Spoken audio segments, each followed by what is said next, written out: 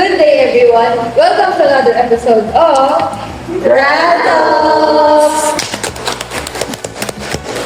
In this episode, we will talk about the reality of being a redneck in the Philippines. This will serve as an overview for every student like us on what to expect in our field. I'm Vicente III. I'm John Stephen Bidris. I'm Crystal Antoinette Esquera. I'm Brenda Mamuri. I'm Tracy Gita. I'm Julia Claire Cabrera. So before we started our topic, let's have a little thumbs up.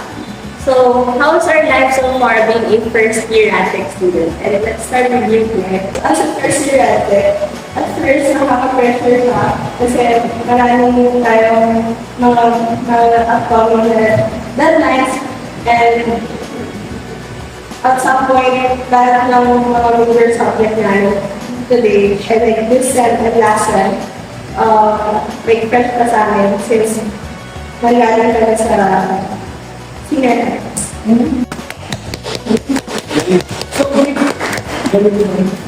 So for me naman, it's like an adjustment period pa lang. And hindi ko parang masyado yung program since puro minor subjects pa lang. And iyan pa lang yung major. So,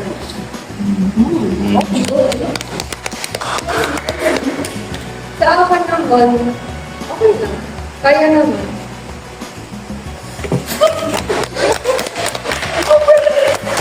Ako naman, okay, ganun lang din, kinakaya din, and parang wala naman ng choice, di ba? Kasi hindi ka na ako. So for me naman, okay lang din and so far, medyo stress pero kinakaya.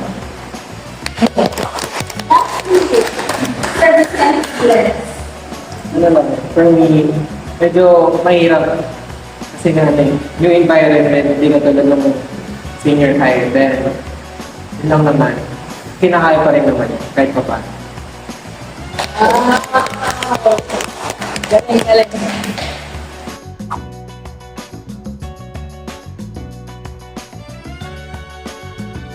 So, bakit nga ba natin pinili yung Radtech?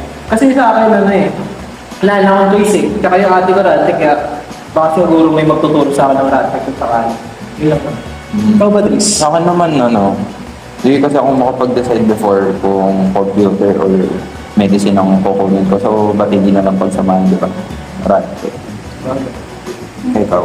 Ako naman, gusto ko kasi nasa medical field ako, pero ayoko nung stressful environment. And nag-research naman ako about sa RadTech and bearable naman siya and hindi siya masyadong nakikihalubilo sa mga tao. So, kaya ako pinili yung RadTech dahil ikaw. Ako kasi na-inspired ako sa tito ko simula pa. Kasi sabi ko, ay ang galing, upo lang ako sa opisina, tapos nagkakapera ako. Kaya, ayun, go. gusto ko kasi ng ng medical related course or program. And feel ko yung Radtech yung pinaka-suitable sa akin. Ako, kaya siguro ako nag-Radtech dahil sa mga kaibigan. Kasi dapat pharmacy. Wala naman choice. Hindi na.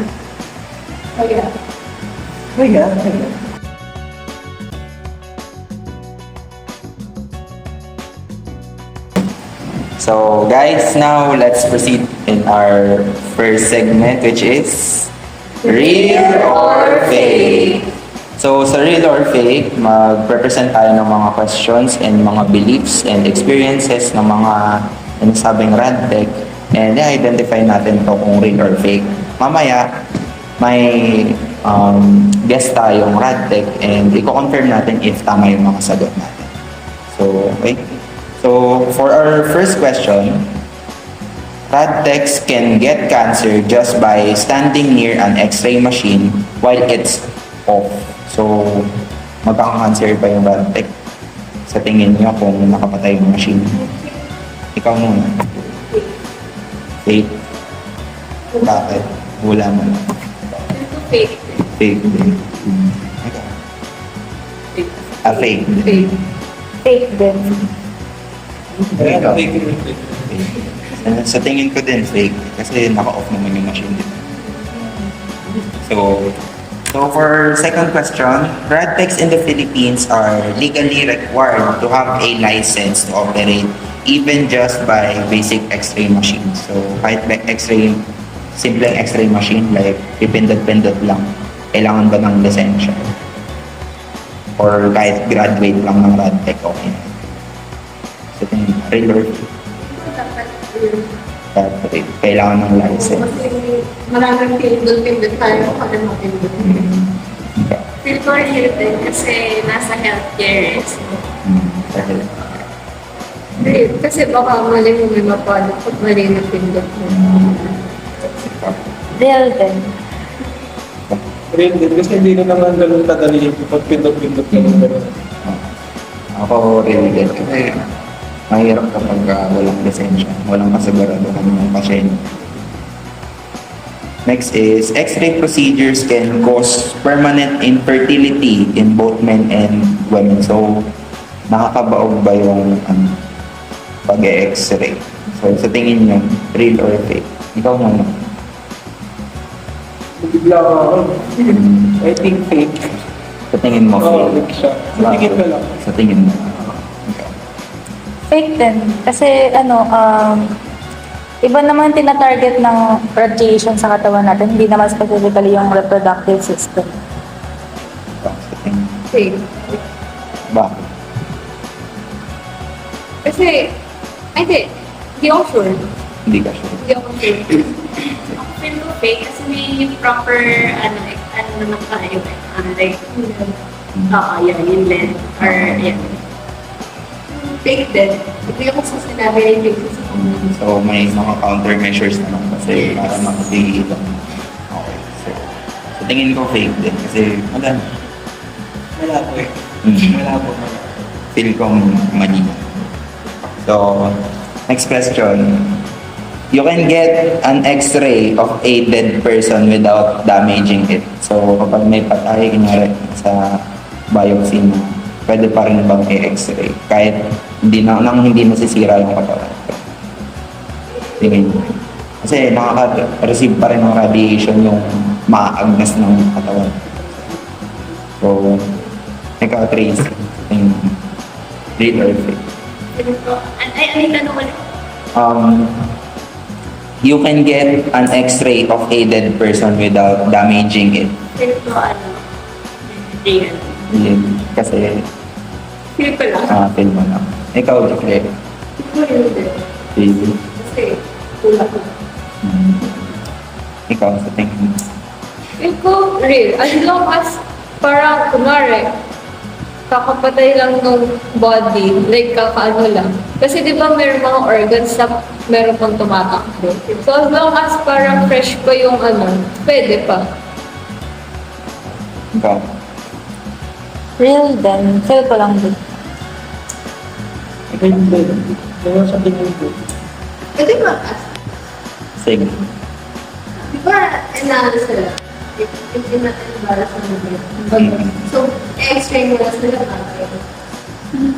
Hindi, yung nakasabi dito, patay na siya. Hindi in-indicate. Wala ng organ. Hindi. Well, kasi yun yung titignan yung mga Oo, yung organ ang titignan kapag in-X-ray. Pag pinapasa mo na. Okay na yun. X-ray mo. Oo, basta Tapos dead. yung procedure. So, sa tingin ko din, totoo. Bakit? So, okay. Ha? Bakit naman? Tingin ko. Malalaman natin yun. Mamaya malalaman naman natin kung tama yung sagot. Malalaman natin. Kapag ka-interview na natin yung RadTech. So, next is, RadTechs are allowed to tell patients their diagnosis if they see a clear fracture. So, di ba, mag-aral naman tayo kung paano tumingin and mag-operate ng machine. Kung malinaw na may fracture daw dun sa X-ray result, sa tingin nyo, karapat dapat ba natin sabihin sa pasyente or hindi? Agad-agad. Pagkita. So, ako sa tingin ko, hindi. Kasi hindi naman trabaho ng RadTech. Okay. Ikaw, Kulit. Pwede hindi din. Kasi, bawal yun. Bawal ko tayo ng lisensya. Kailangan yung attended physician. Oo. Really? Ano? Really? Na hindi dapat natin sabihin na ganun.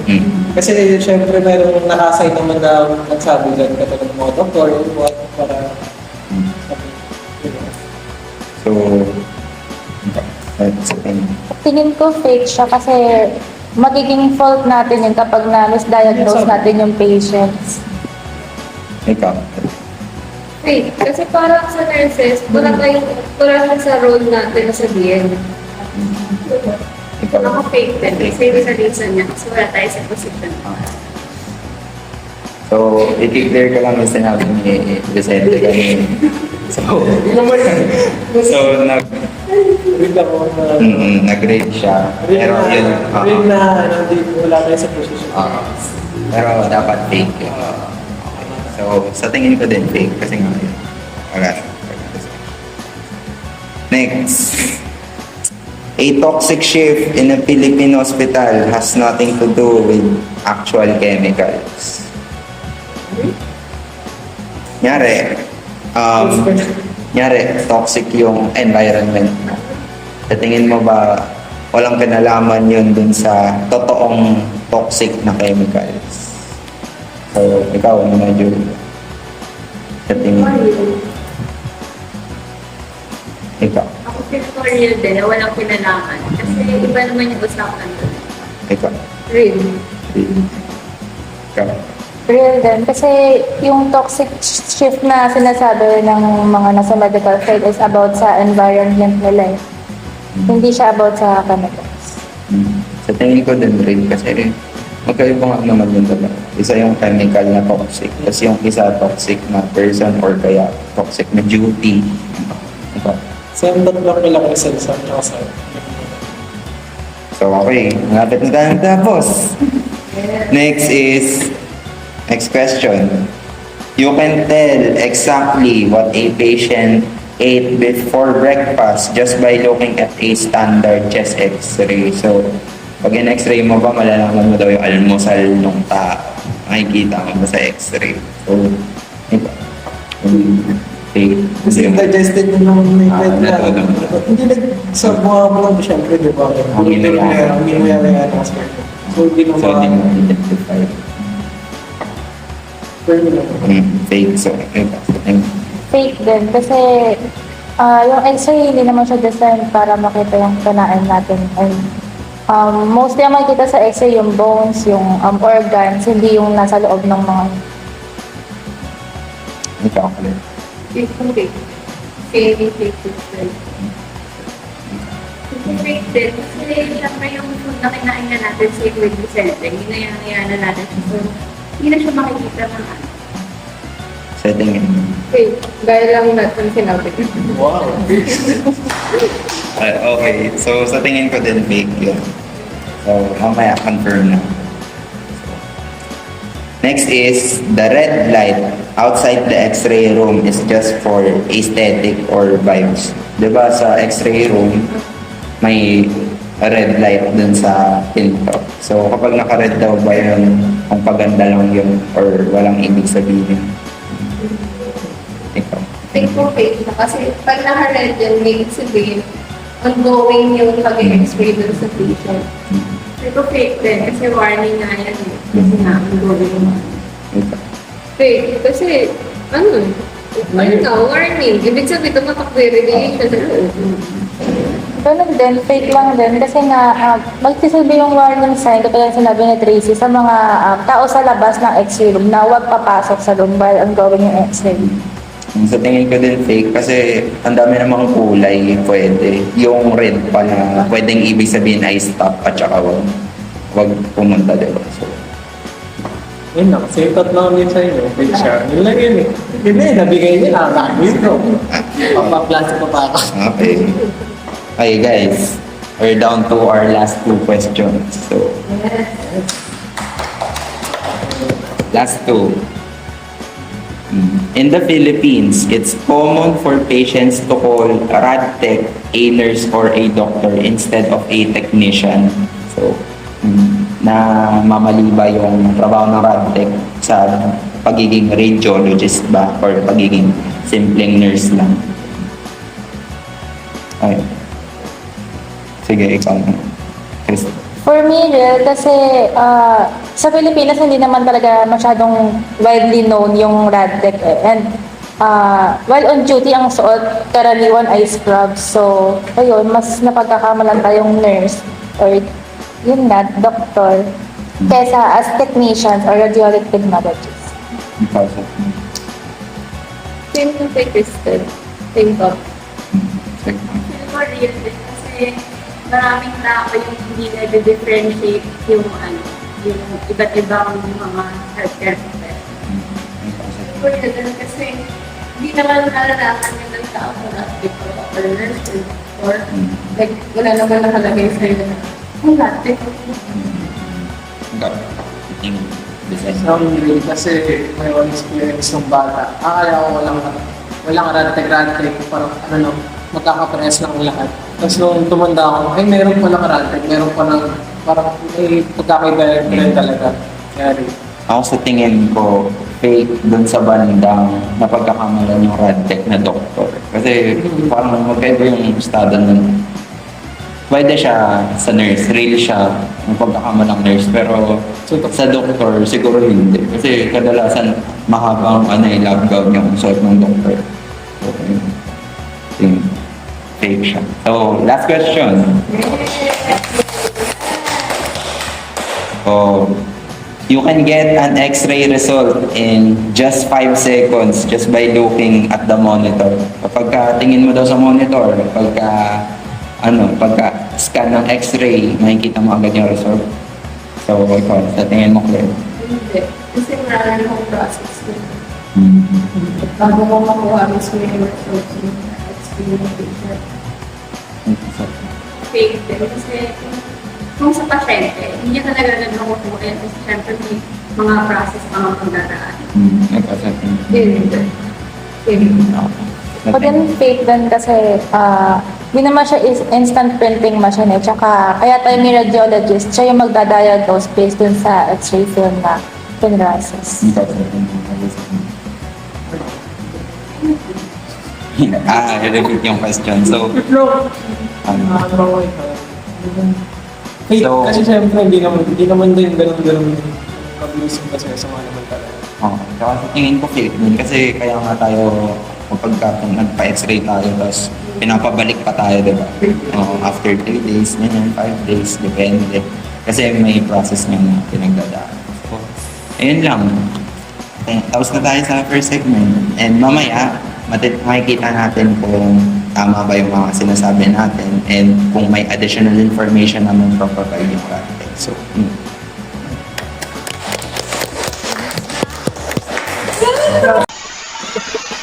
ayun po, good day po, welcome po sa Rad Talk. So, can you introduce po your name? Hello, I'm Sernan Lopez. Hernan Santiago Lopez. I am graduated 1998 at the Lyceum Philippines University, Batangas of X-ray Technologies and the Bachelor of Science of Radiological Technologies 2005. I hold a bachelor degree in 2005 with a license of X-ray Technologies and Radiologic Technologies. And presently, I am working at Neuro Diagnostic Clinic. Okay po. So, ilang years na po tayong Radtech? Maybe 20 years. Higit pa. Higit 20 years na po. Kwenta ko. Mahigit pa. Okay po. So, yung inaabangan po na tanong ng halos karamihan po sa amin is, yung magkano po kaya yung starting salary ng pagiging Radtech dito sa Pilipinas? So, Actually, sa mga 25 to 30. Pangalap po first item sa government, siguro mga 20, ngayon siguro mga 20. may 10 po kaming tanong dito na sinagot namin bilang isang first year na Radtech. So, hindi po namin sigurado kung tama po ba yung mga sinagot namin dito sa 10 tanong na ito. Kaya itatanong po namin sa inyo. Sasabihin niyo lang po kung totoo or hindi po. Ayan. So, ito. Unang tanong po, Radtex can get cancer just by standing near an X-ray machine when it's off. So, ayun po. Kapag yung Radtex daw po, malapit dun sa machine, kahit naka-off daw po ba yun, may chance pa rin or magkaka-cancer po ba yung Radtex or hindi naman po? Kung malapit sa machine, Opo, tapos naka-off naman po. ay walang ano, walang ano yun, knock-out siya eh. Wala po yun. Walang effect yun. So, Maliban na lang na halimbawa nasa cobalt 60 ka or syempre may cobalt yun, nagkaroon ng aberya. Tapos kasi ang mga dalawa kasi ang radiation, isang natural at unnatural ang ginagamit natin. meron pong unnatural. Halimbawa cobalt, syempre hindi natural radiation yun. Opo. Natural pag yung safety features ng machine mo na yung shield mo masira, puro sa produce yun. And yung absorption depende sa distance. Alpha, beta, gamma depende sa distance na abutin mo. So yun ang magiging effect sa inyo. So yun, kung since ang X-ray naman unnatural, kasi ang conversion ng unnatural X-ray sa kuryente 99% converting ito, 1% lang din yung makukonvert sa X-ray. Ngayon, kung naka-off ka, walang effect sa iyo. Pero kung unnatural na, at bigla nagkaroon ng leaks doon may effect. Kaya napaka-importante ang pakiselfage natin. Kung ikaw, lalo na kung ikaw napa-assign sa nuclear. Kasi kapag nakagraduate kayo, maraming landas kayo pupuntahan eh. Kung gusto nyo patay, CT scan, or yung iba-ibang modalities. If hospital kayo, section by section, mamaya pa kayo nakasay sa nuclear area. Yun, pag-inus yun, ang panareview. Kaya napaka-importante ng dose meter. Yan ang dapat mo. Ayun. So, sa pangalawa namin tanong po is, Radtex in the Philippines are legally required to have a license to operate even just basic X-ray machines. So, kahit daw po yes.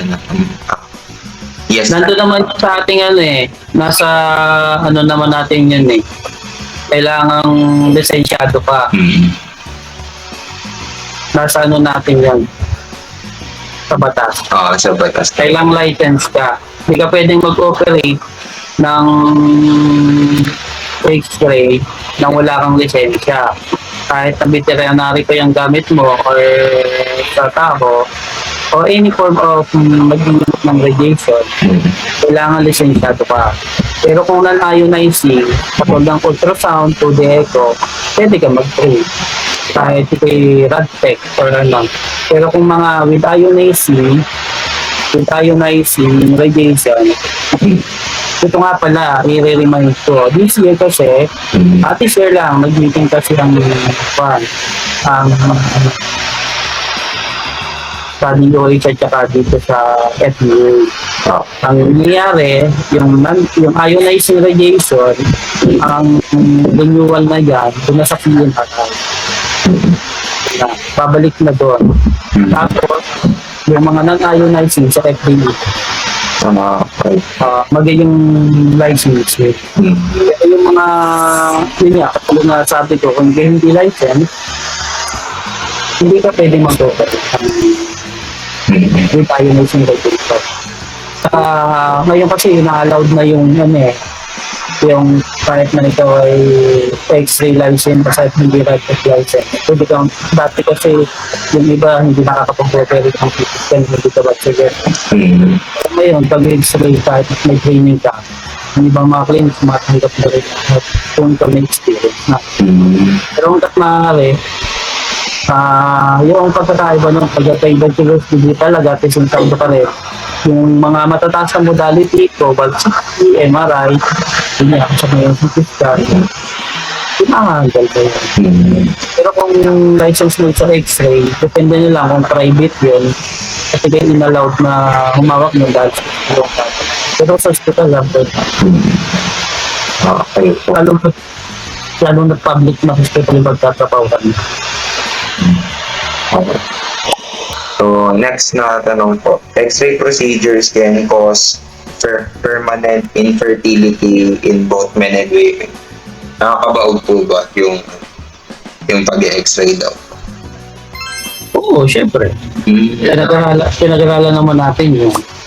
Basta hindi lalagpas ng 5 milliradian per year, yung exposure mo, may exposure mo, okay yun. Pero siyempre kung lagi-lagi, may mga, ang radiation kasi may late effects. May mga late effects. Kaya hindi mo rin masasabi yung magiging epekto sa iyo ng radiation. Pero, since na kung sumusunod tayo dun sa allowable limit, kaya may dosing ito na tayo, wala namang magiging epekto yun. At saka napakaganda ng mga makita ngayon, hindi katulad ng mga parang. At saka may safety regulation tayo nag-check ang DOH, saka DFA. Nag-ikot yung mga yan, nag-ikot sila. Pag may nakita silang konting problema sa sa machine, re-repair ka sa lab ko tayo. Kailangan correct. Hindi ka maiikuan ng lisensya. Thank you for that. May ticket. You can get an X-ray of a dead person without damaging it. You can? Ano po? Pwede daw po ba i-X-ray yung patay na tao nang hindi nadadamage yung katawan? Nag-x-ray naman talaga ng Nang patay na tao. Oo, nag-x-ray talaga yan for legal purposes. Nag-x-ray naman talaga ng for legal. Kung kailangan talaga post-mortem. Nag-x-ray ng post-mortem. Okay. So, rat techs are allowed to tell patients their diagnosis if they see a clear fracture. Hindi. Yan ang bawal. Yan ang bawal dun sa ating bawal dyan. Kailangan lang na kahit alam mo na nag-appear na, di ba? Alam mo kung anong klaseng fracture ito, alam mo fracture. Hindi ka pa rin dapat magsasabi ng diagnosis dahil hindi tayo, yung lisensya natin hindi kailangan sabihin na lang na balik dun sa doktor niya. Sa doktor na yan. Pero ito para sa iyo na nakita mo na may pathology doon or alam mong pathology na yun at alam mo rin kung may pathology doon. Wala tayong bawal yun, bawal sa ating Next po. A toxic shift in a Philippine hospital has nothing to do with actual toxic chemicals. May toxic duty, gano'n? Opo. Doon kasi sa toxicity ng trabaho natin, kahit sa hindi hospital, for sure sa hospital, lagi toxic. Lalo na public, toxic yun, lagi. Yes, ano mo na sa kung mo na pagiging nag-hospital, toxic yun. Talagang yung oras mo, kakainin ng trabaho. Na, kumpara sa private na talagang may naka-quantay, naka-sign na ito, doon ka, marami kayo doon. Iba pa rin pagka sa clinic. Tsaka doon sa hospital, rotation kayo dyan, yung result natin yung pag-improve, buwan, araw. Unlike sa clinic, pagkatapos ng duty mo sa hapon, uwi ka na.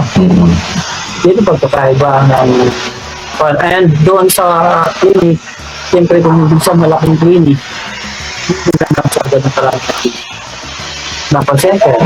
Papira na lang may hawak silang on-site. Yung mga company sa labas.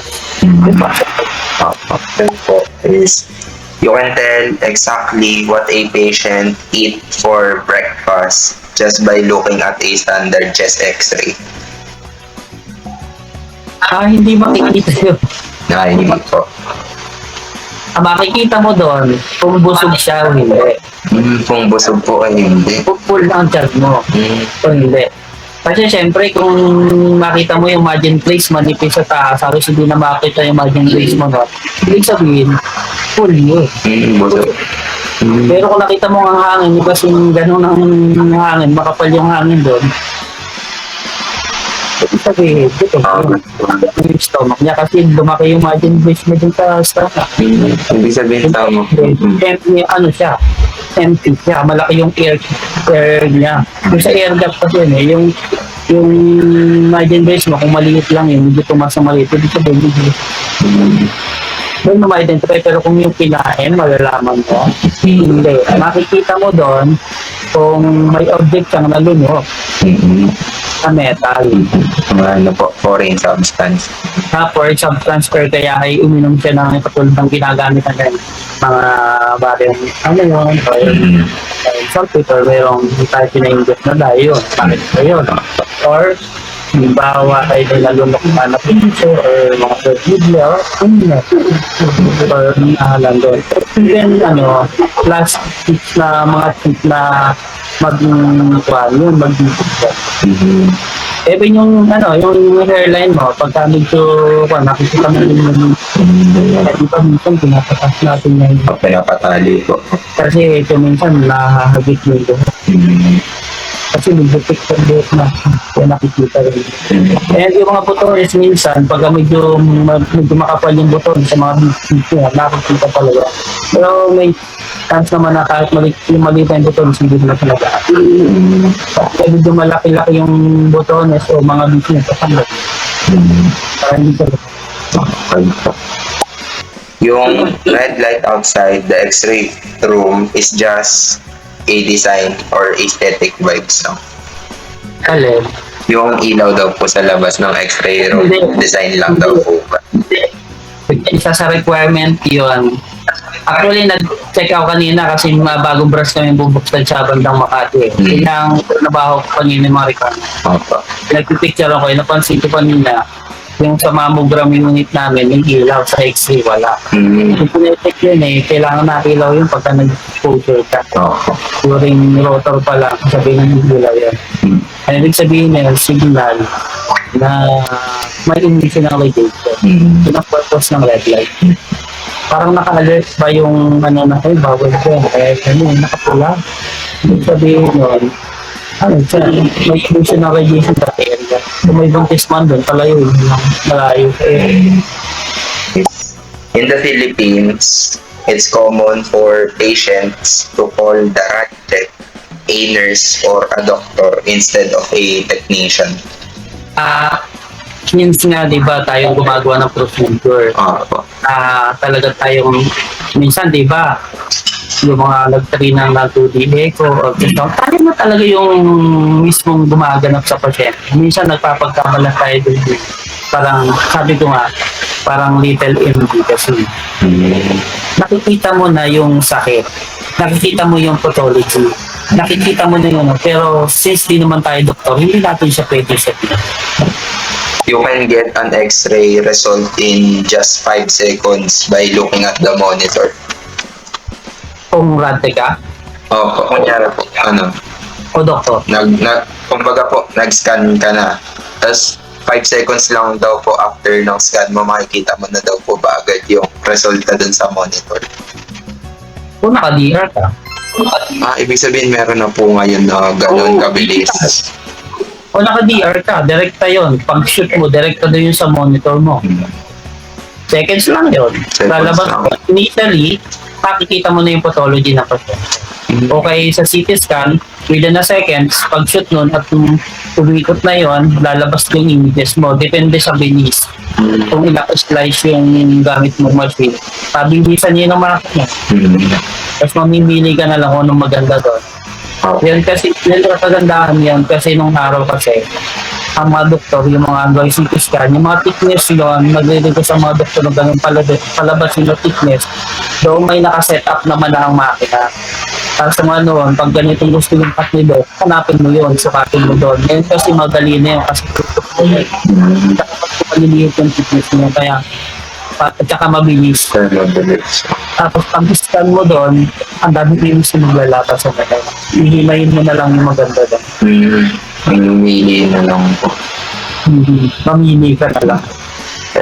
Kung may ganun na pong machine ngayon, bakit po kaya pinapabalik pa rin yung pasyente ng mga 3 days, 5 days bago makuha yung resulta? Depende nga. Depende nga yon sa sa institution na pinagtatrabahuan mo. Depende sa makina mo na ginamit. Ibig sabihin, nakadepende po sa makina at saka nakadepende din po kung gaano katagal marireceive ng doktor yung Depende sa availability ng doktor kung may nakadekda. Kasi kung malaki ang institution, may nakadekda.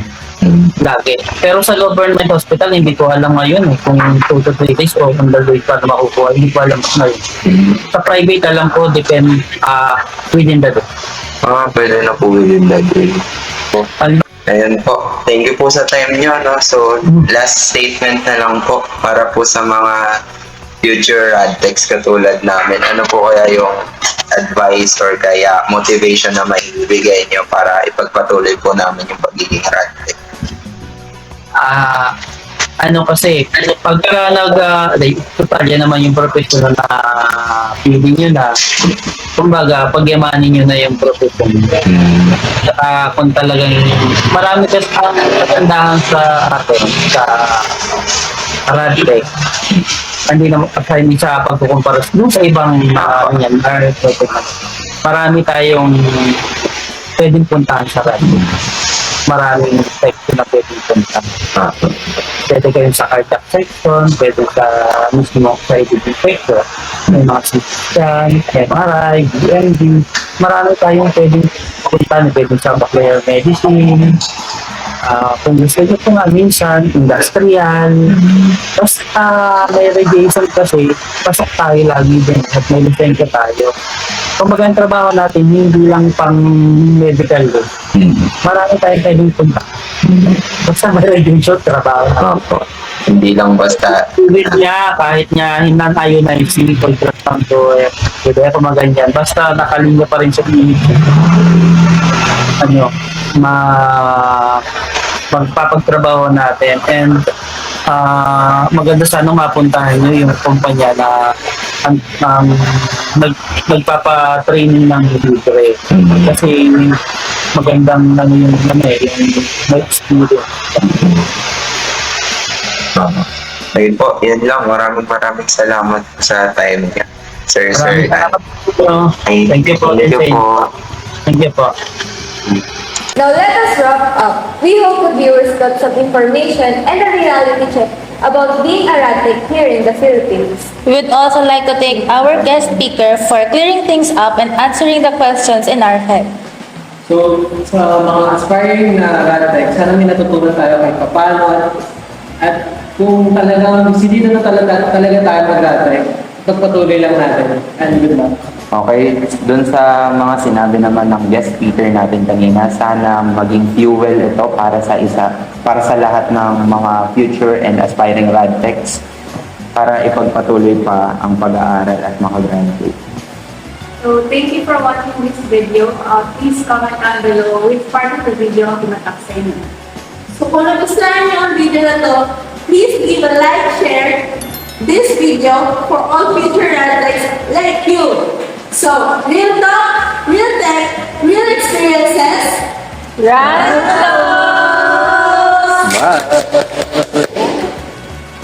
Cut!